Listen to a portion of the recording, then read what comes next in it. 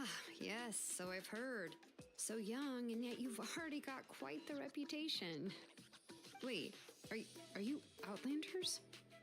Yep, we're travelers who just arrived in Natland not too long ago. No, I mean, I was aware that you're travelers. It's just no one told me that you're Outlanders. No, the only thing she said is that a new hero had pledged himself to the plan. But we'd need to forge an ancient name to ensure he'd be able to return safe and sound. And she did mention that it would be quite difficult to forge an ancient name for them, but at the time, I thought she was just commenting on my skills. But I seem to understand where the true difficulty lies now. Oh, I wouldn't go that far. I'm used to it, really. I just need a moment to process things. The Pyro Archon's requests are always difficult to fulfill, and we used to argue a lot. Honestly, it's probably for the better that she didn't bring this up at the time. Anyway, I can't argue with her if she isn't here, and it'd be pointless to take my anger out on someone else.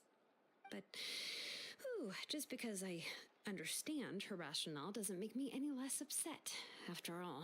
She must have known that forging an ancient name for an Outlander is an impossible task. It's impossible?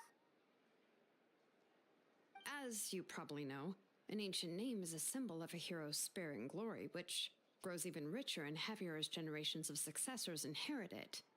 We forge ancient names by engraving the heroic deeds of an individual who will become the first hero of that particular name.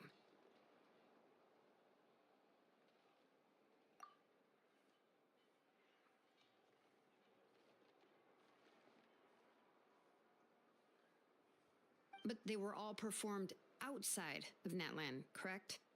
Yeah, that's right. Then those deeds haven't been recorded by the Night Kingdom. To take it one step further, even if you had performed heroic deeds in Natland, as an Outlander, your actions still wouldn't have been recorded by our lands.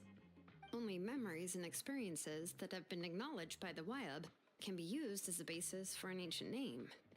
Even the greatest of craftsmen cannot create something out of thin air, you know.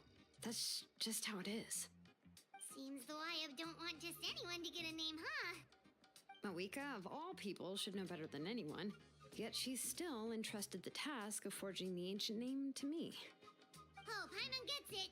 Nobody's happy being asked to do the impossible.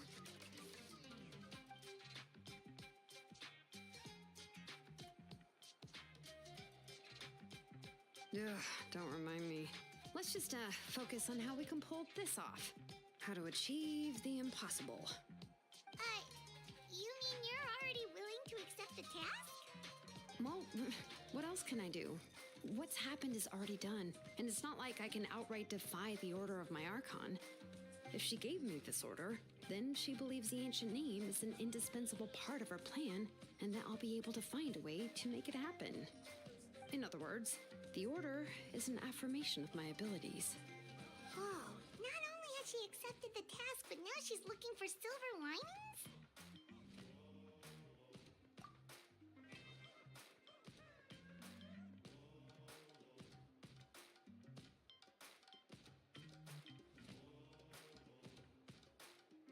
The key is getting the Wyab to somehow acknowledge the traveler's existence and record his heroic deeds.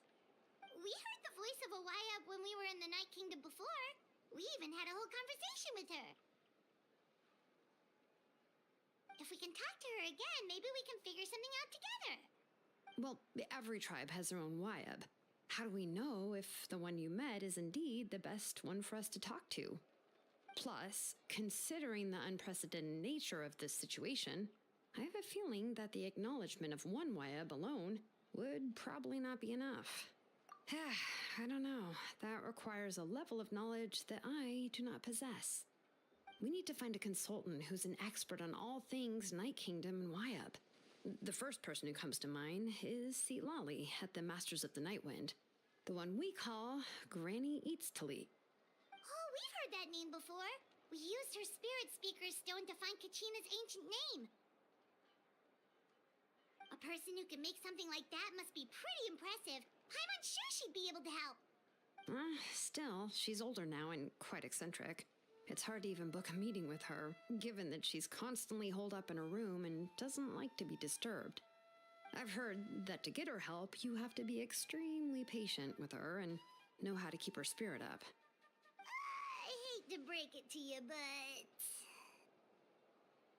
Huh. Why is that? I mean, didn't she already help you before? And you even managed to save Kachina. Well, yeah, at the cost of her spirit speaker stone being split into two.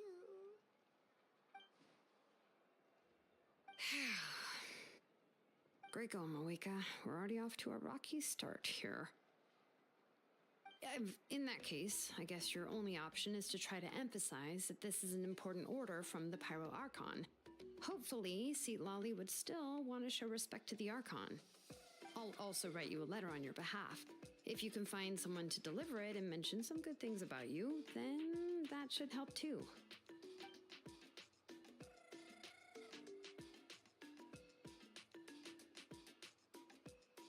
Paimon sure hopes a Hal won't interrupt when he's talking, though. All right, Kinch is a seasoned negotiator. I trust that he'll know the best things to say. Please just give me a moment to write the letter, and we can meet up near the Statue of the Seven later. Sounds good. We'll take a stroll in the meantime.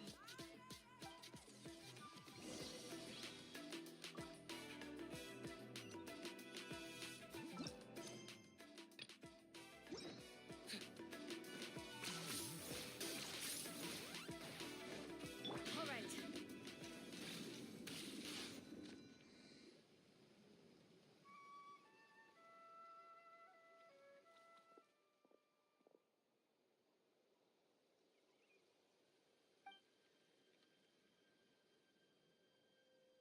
I'm sorry to put this on you, Kinch.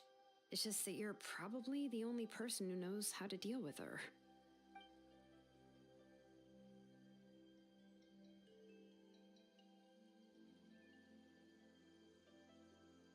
Oh, wait, so Kachina and the Traveler also know about the plan?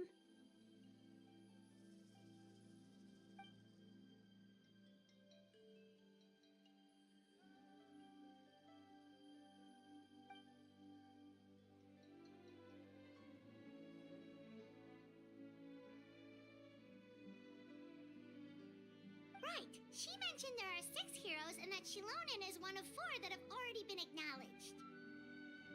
Oh, well, then I suppose there's no need to keep any secrets between us. Having companions walk by your side is perhaps the best solace when facing such a bleak reality.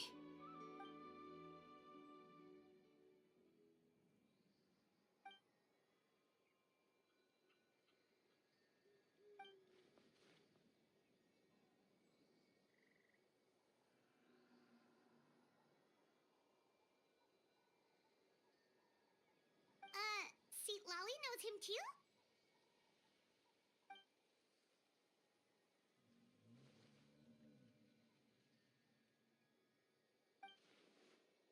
Given how the Masters of the Nightwind love to babble about dreams and revelations, they're already a pretty strange bunch to most.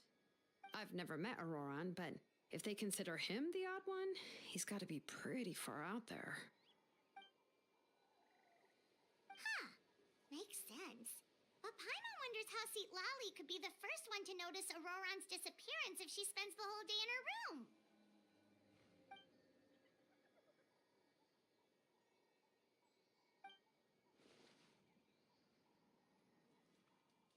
Huh, so if I'm following, you mean we'll help her investigate Auroran and the captain's whereabouts?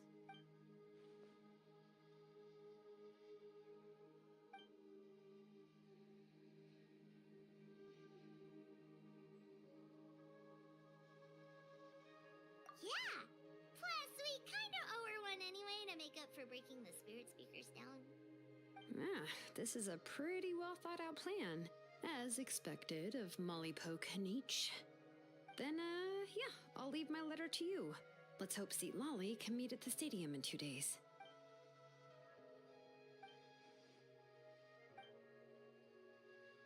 Okay, then let's part ways for now. I'll see you in a couple of days.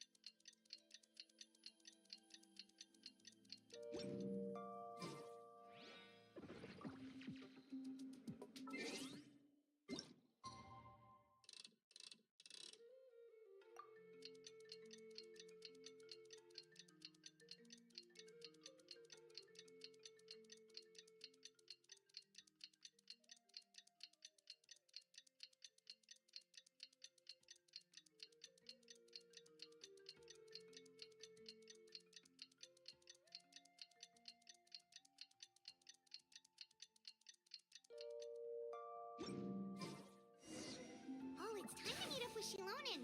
Let's ask her how things have been going. Hey, Xilonen, how's everything going? Oh, hi, Traveler and Paimon. I have bad news. Xilonen did not reply to our request, although I suppose I'm not too surprised. Huh? You mean she didn't even bother to give Kinch a response? Guess she really does have quite the ego then. Yeah, well, she can be also quite eccentric, though she's one of the most gifted people around. Even the Masters of the Nightwind often struggle to work with her. My guess is that she probably has other reasons for not deigning us with a response. But let's go to the stadium and see if we can meet her there. If we do get a chance to talk to her in person, we can still try to work something out. That's true. Let's go!